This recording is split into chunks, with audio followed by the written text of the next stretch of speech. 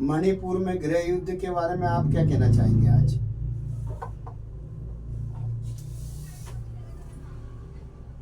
बहुत बड़ा जलता सवाल है।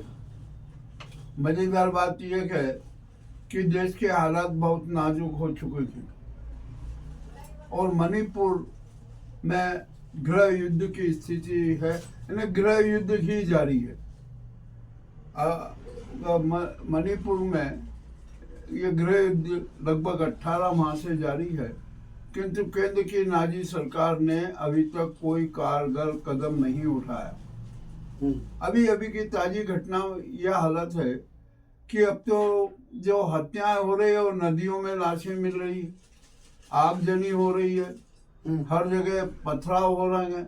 और अब तो अभी अभी जैसा कि मुझे समाचार मिला, सूचना मिली है कि मणिपुर में अनेक विधायक और मंत्रियों के घर में भी आगजनी की गई और जो मणिपुर के मुख्यमंत्री हैं उनके जो दामाद है उनके घर में भी आग लगा दी गई। हालात मणिपुर की हालात बहुत खराब हो चुके हैं और यह सारा दोष केंद्र सरकार पर जाता है, अमित शाह पर जाता है कि 18 माह में उन्होंने कोई ऐसा ठोस कदम नहीं उठाया कि जो मणिपुर में शांति स्थापित कर सके, गृह युद्ध को रोक सके।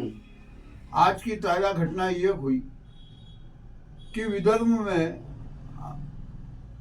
अमित शाह की 4 सभाएं होना थी और वे चारों सभाएं छोड़कर अमित शाह दिल्ली रवाना हो गए।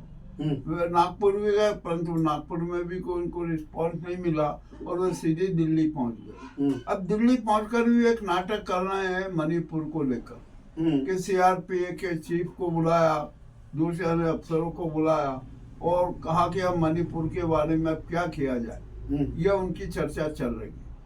अरे अब चर्चा क्या, जब इतना जल गया, इतनी लाशें मिलने लगी, गृह युद्ध हो गया, कितना नुकसान हो गया, वो तो आरोप विपक्ष को लगा रहे हैं। अरे आप गलत सोच रहे हैं। मैं आपको सारा हकीकत बता रहा हूँ कि ये प्रश्न नहीं है, आरोप प्रत्यारोप का कोई सवाल नहीं है। यहाँ पर जो सच है वो सामने आ रहा है। महिलाओं को नग्न करके घुमाया जा रहा है, बच्चियों तक की हत्याएं हो रही है। क्या यह ऐसी स्थिति रोकना केंद्र सरकार का दायित्व तो नहीं है? केंद्र सरकार का दायित्व है देश की सीमाओं की रक्षा करना, किसी भी हर तरह से शांति स्थापित करना, ये सारा केंद्र का दायित्व। आज अमित शाह, जब आप मणिपुर जल रहा है तो आप चुनावी सभाएं क्यों कर रहे हैं? आपको तो अपने विभाग में रहकर ये देखना चाहिए कि मणिपुर में कैसे स्थिति शांत है। मणिपुर के 7 जिलों में कर्फ्यू है, इंटरनेट सेवाएं बंद है और अनेक प्रकार के जो घटनाएं हो रही है। और जहाँ तक आपने कहा था कि विपक्ष ने पर आरोप लगा रहे हैं, हालात ये है कि अब तो भाजपा के विधायक भी कह रहे हैं कि मणिपुर हिंसा के लिए भाजपा सरकार दोषी है, भाजपा के लोग दोषी। यह है मणिपुर की स्थिति। यह स्थिति बहुत ही घातक है और इसका खामियाजा अमित शाह और नाजी सरकार को भुगतना पड़ेगा। और हम यहाँ पर एक आए कि हम इसका समाधान क्या करें। जहाँ तक अभी ये मणिपुर यूँ शांत होने वाला नहीं है। अब तो ये होगा कि मणिपुर को 2 भागों में बांटना पड़ेगा। वो मतई मणिपुर अलग और कुकी मणिपुर अलग। अब यह है, और यहाँ पर जो सेना का भी जो हमने जो देखा तो सेना भी यहाँ पर पस्त हो गई। सेना पर भी हमले हो रहे हैं, सेना भी लोगों को मार रही है।